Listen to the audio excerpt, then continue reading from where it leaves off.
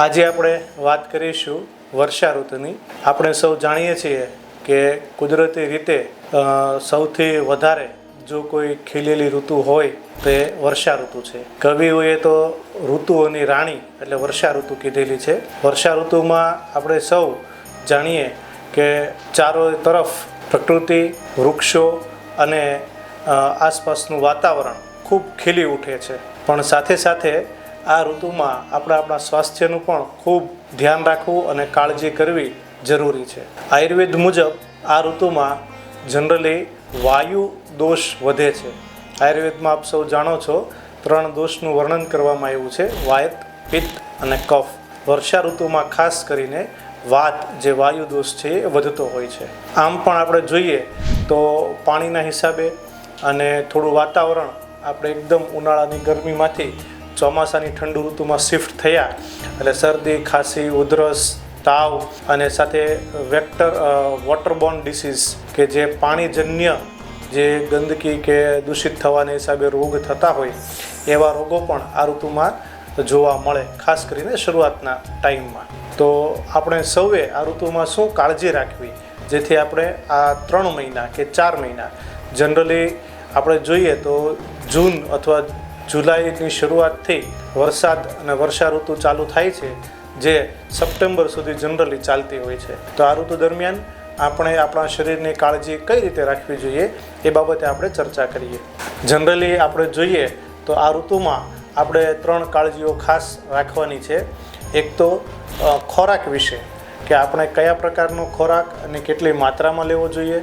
બીજું કે આહાર સાથે વિહાર એટલે કે કોઈ પણ શરીર સાથે સંકળાયેલી વસ્તુ કે જેમાં આપણે આહારની જગ્યાએ બહારની કોઈ પણ વસ્તુ કરતા હોઈએ. તો આ ઋતુમાં આપણે આપણા શરીરની સ્વાસ્થ્યની કાળજી કઈ રીતે રાખવી એ વિશે આપણે ચર્ચા કરીએ. તો જનરલી 2 વસ્તુ આમાં આપણે ખાસ જોવાની છે જેથી કરીને આપણે આ 3 કે 4 મહિના જે વરસાદની ઋતુ છે, સિઝન છે, એમાં આપણા શરીરને આપણે સ્વસ્થ રાખી શકીએ. તો એના માટે ખોરાક, આહાર જે આપણે ડેઈલી લેતા હોઈએ છીએ અને ઉનાળામાંથી આપણે ચોમાસામાં શિફ્ટ થયા છીએ તો એકદમ ગરમીવાળું જે વાતાવરણ હતું એમાંથી ઠંડક ચારે તરફ આપણને જોવા મળશે અને વાતાવરણમાં ભેજ પણ હશે. તો ભેજવાળા વાતાવરણને અનુલક્ષીને આપણા શરીરમાં જે આપણી પાચન શક્તિ છે, અગ્નિ છે, એ થોડો ઓછો થશે, મંદ થશે. તો જમવામાં આપણે એ પ્રમાણે ફેરફાર કરવા પડશે.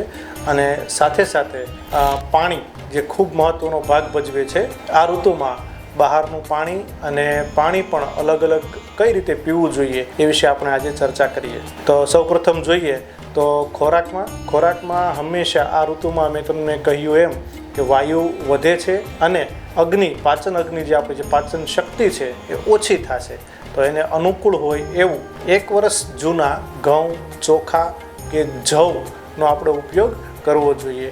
સાથે સાથે પચવામાં ભારે ના હોય એવો હળવો ખોરાક જેવો કે બાફેલા મગ છે, બાફેલા શાકભાજી છે, મગ અને ચોખાની ખીચડી છે, એ પણ આપણે લેવું જોઈએ. બાજરો, જવ કે જુવારની રોટલી અથવા ભાખરી પણ આપણે સાથે લઈ શકીએ છીએ. શાકભાજીમાં જ્યારે આપણે લીલા પાંદડાવાળા શાકભાજી અથવા તો બીજા જે લીલા શાકભાજીનો ઉપયોગ કરીએ ત્યારે સાથે આદુ, લસણ અથવા સાથે મસાલા તરીકે હિંગ, જીરું, મરી અને આદુનો ઉપયોગ વધારવો જોઈએ, જેથી આપણે જે પાચન શક્તિને લઈને જે કાંઈ આપણા શરીરમાં તકલીફો થવાની હોય એને આપણે નિવારી શકીએ.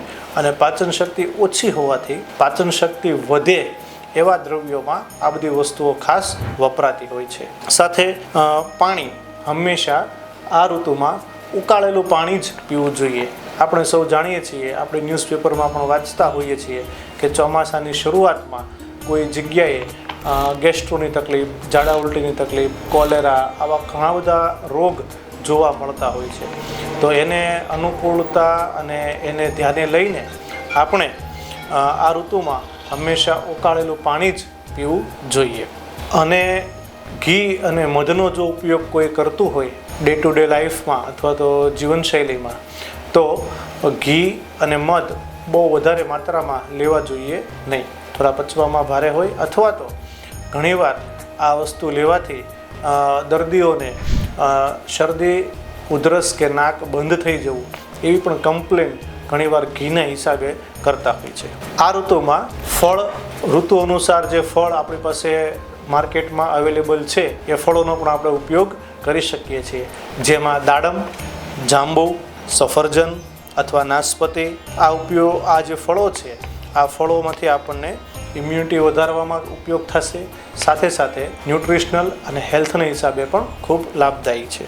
મેં તમને કહ્યું એમ કે વાયુનો વધારો આ ઋતુમાં ખાસ જોવા મળે છે. તો ખાસ કરીને જે મોટી ઉંમરના વ્યક્તિઓ છે એમણે તલના તેલનું માલિશ હાથમાં અને પગમાં અને શરીરે કરવું જોઈએ, જેથી સાંધાના દુખાવા, વા અથવા કમરના દુખાવા જે આપણે નિવારી શકીએ, મહદઅંશે ઓછા કરી શકીએ. થોડું હળવું ગરમ તેલ કરીને બંને હાથ બંને પગમાં સવાર સાંજ 2 વાર આપણે માલિશ કરી શકીએ છીએ. સાથે સાથે આ ઋતુમાં આપણે બપોરના જમીને સૂવાનું ટાળવું જોઈએ. બપોરે જમીને જો કોઈને સૂવાની હેબિટ અથવા ટેવ હોય તો આ ઋતુમાં એ સદંતર આપણે બંધ કરવું જોઈએ.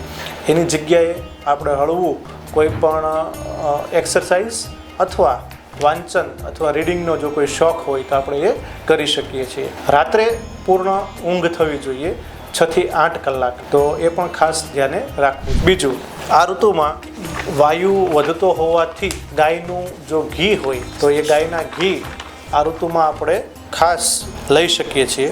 બીજું, ખાસ આ ઋતુમાં વાયુનો વધારો થતો હોવાથી આપણે ગાયના ઘીનો પણ ઉપયોગ કરી શકીએ છીએ.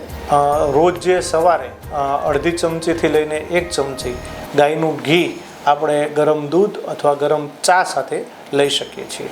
અને સૌથી અગત્યનું, આ ઋતુમાં મેં તમને જેમ આગળ કહ્યું એમ કે પાણી અને ભેજવાળું વાતાવરણ આ બેથી ખાસ આપણા શરીરની કાળજી રાખવી જોઈએ. ભેજવાળા વાતાવરણના હિસાબે શરદી, ખાંસી, ઉધરસ, તાવ, ઘણીવાર મેલેરિયા, ડેન્ગ્યુ, ટાઇફોઇડ જેવા પણ રોગ દર્દીઓમાં જોવા મળે છે અને સંખ્યામાં વધારો પણ થાય છે, અને એને લઈને આપણે ખાસ કાળજી રાખવી જોઈએ.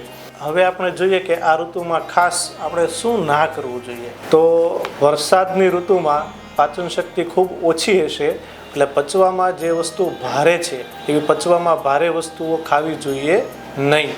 ઠંડી ફ્રીજની વસ્તુઓ કે કોલ્ડ ડ્રિંક્સ કે આવી કોઈ વસ્તુ લેવી જોઈએ નહીં. સાથે લીલા પાંદડાવાળા જે શાકભાજીઓ છે એમાં ખાસ કાળજી રાખવી.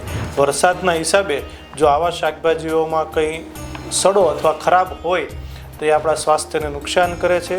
આથી કાચું સલાડ અથવા લીલા શાકભાજી છે એમાં કાળજી રાખીને લેવા જોઈએ. અને આ ઋતુમાં ખાસ દહીં લેવાનું ટાળવું જોઈએ, જેનાથી ઘણીવાર દર્દીઓમાં શરદી, ખાંસી, ઉધરસ કે પેટમાં અપચો, ગેસ કે એવી કોઈ તકલીફ જોવા મળતી હોય છે.